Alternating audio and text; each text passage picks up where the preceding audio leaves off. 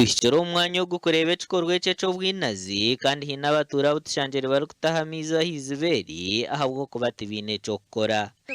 Ribaire riboniire nituyamba ahabw'okuba itwe nk'abantu turi abarwaire nitushasha konka kutubire nitwija twihaho amaizi gabaasa kutuyamba.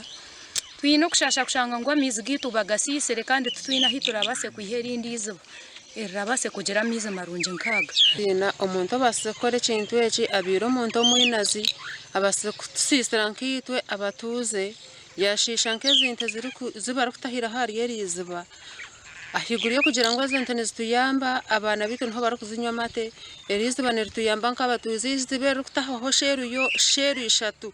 Tugambireho na Oltega Daniel mukama w'iziberi kandi nagira ngu taine mparana na muntu weena aharikushabira abe by'obushobozi okutaha omu nshonga egi. So mbwenu naninshaba aba gavumenti mutuyambe mugambira abantu ba gavumenti bateho oburyo twine enshonga egyo niba nk'omuntu nukireba tokubaasa kureeta ebintu ebyo kabishuka nk'aha first of all nakwata hariho iziba konka tikikubaasa kubishuka nk'omuhanda gwo nikishiisha amagara g'abantu bani barabaho aha nikishiisha ki mbwenu nikijumirira kimwe.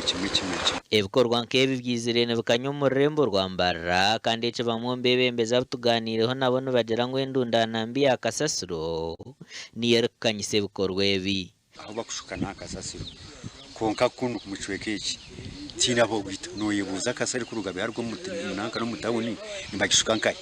Ahiturugire omwanya ogu poliisi ebireeta akahikireho kutaha omu nshonga egi n'obutarabe tutungire okumanyisibwa ngu babaire bahereze kumanyisibwa. Aha bwa TV West ndi Akiza.